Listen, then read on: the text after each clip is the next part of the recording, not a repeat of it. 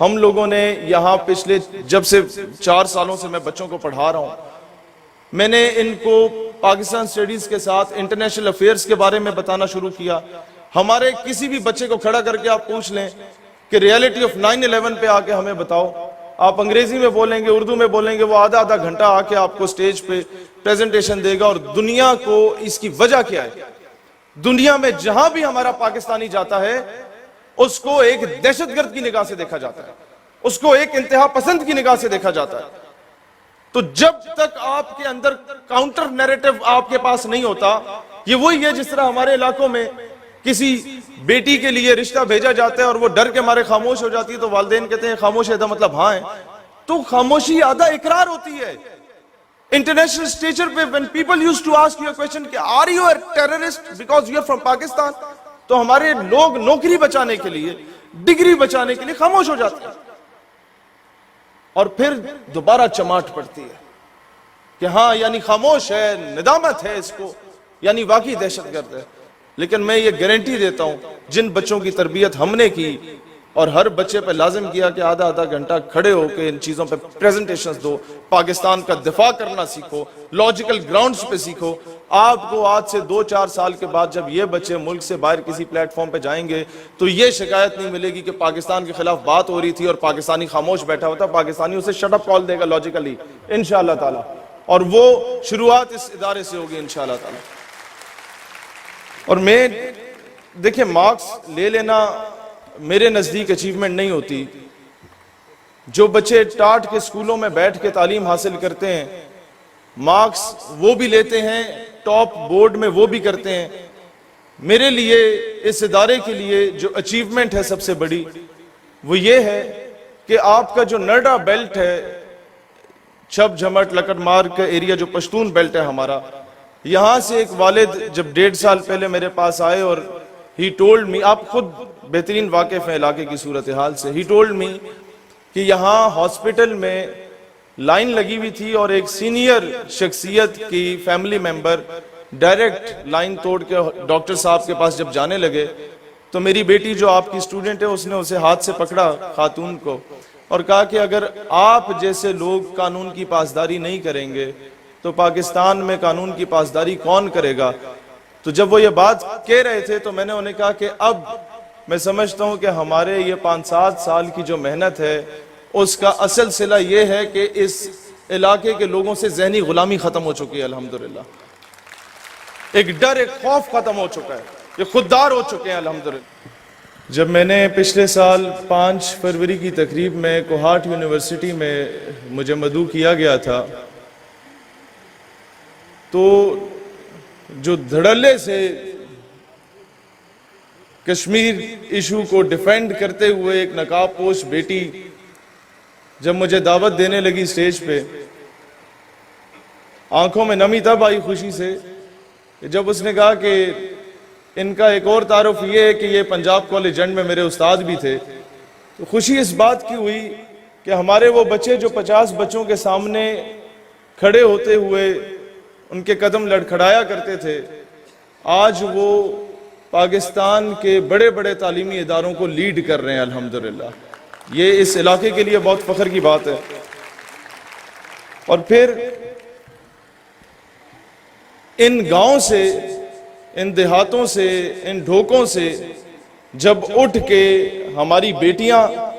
ہمارے بیٹے جب آپ کو درجنوں کی تعداد میں آرمی میڈیکل کالج میں، راولپنڈی میڈیکل کالج میں، یسرا میڈیکل کالج میں، national university of science and technology میں، institute of space and technology میں، U E T Taxila, U E T Lahore میں نظر آتے ہیں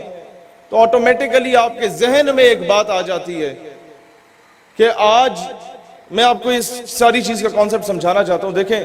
انسان گاؤں سے تعلیم حاصل کر کے شہر کی طرف بھاگتا ہے۔ میں نے جب کوئٹہ، بہاول نگر، اوکاڑا، راولپنڈی میں تعلیم حاصل کی، جہاں جہاں والد صاحب کی پوسٹنگ رہی، تو اپنی ڈگری کرنے کے بعد ہی آرڈرڈ می کہ بھئی آپ نے اسی علاقے میں جا کے بچوں کی تربیت کرنی ہے جہاں پر آپ نے جا کے دفن ہونا ہے۔ اور اس کی وجہ یہ ہے کہ اب لوگ جن کی کچھ تعداد ہمارے پاس آتی ہے کام کے سلسلے میں کہ بھئی یہ ہے مسئلہ یا وہ مسئلہ ہے،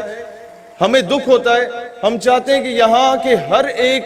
گھر میں کوئی اسسٹنٹ کمشنر بیٹھا ہو، کوئی ڈپٹی کمشنر بیٹھا ہو، کوئی کرنل جنرل بیٹھا ہوا ہو. اور الحمدللہ مجھے اس چیز کی خوشی ہے کہ ہمارے پہلے 2-3 بیچ کے جو سٹوڈنٹس ہیں جن کی ڈگریز ابھی کچھ کی ہو چکی ہیں اور کچھ کی فائنل فیز میں، ان میں سے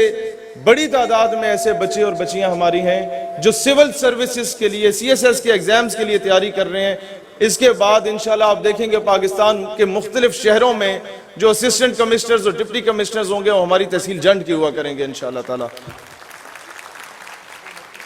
ڈائریکٹلی اور انڈائریکٹلی کہ آپ لوگوں کے اصل ہیروز کون ہیں. انڈائریکٹلی کی ایگزامپل لے لیں کہ ان کا پرنسپل صاحب ابھی فرما رہے تھے سپورٹس ویک کا. سپورٹس ویک میں بھی جب بچے کھیل رہے ہوتے ہیں تو ان کے جو گروپس بنے ہوتے ہیں وہ گرین ہاؤس، بلو ہاؤس، ریڈ ہاؤس نہیں ہوتے. ان کے گروپس کا ٹیموں کے نام بھی یہ ہوتا ہے کہ صلاح الدین ایوبی ٹیم، حیدر کرار ٹیم، محمد بن قاسم ٹیم، طارق بن زیاد ٹیم، کہ ان کے اندر وہ چیزیں بار بار انکلکیٹ کرنا شروع ہو جائیں. یہاں ہم میری بیٹیوں کے لیے یا عائشہ صدیقہ کے نام سے منسوب کیا جاتا ہے یا فاطمہ الزہرا کے نام سے سلام اللہ علیہ کے نام سے منسوب کیا جاتا ہے. تو یہ چیزیں ہیں جب آپ آئیڈیلائز کرتے ہیں امہات المومنین کو، جب آپ آئیڈیلائز کرتے ہیں خلفاء راشدین کو، جب آپ آئیڈیلائز کرتے ہیں امت کے ان رول ماڈلز کو جن کے لاز ویسٹ میں پریکٹس کیے جا رہے ہیں لیکن ہم لوگوں نے انہیں بھلا دیا،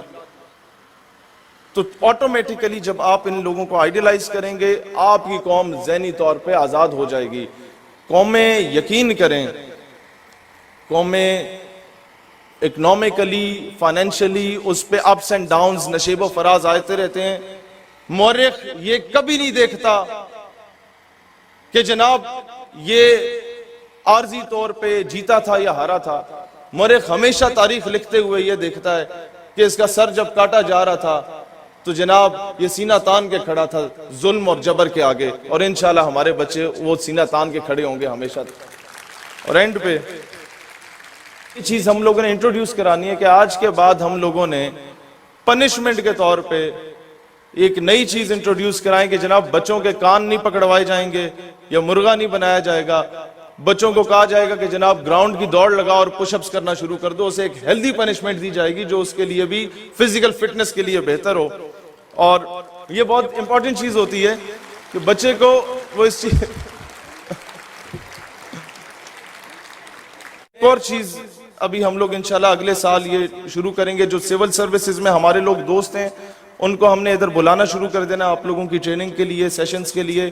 اور اس کے ساتھ ساتھ پہلے تو ویکلی بیسس پہ ہوتا تھا،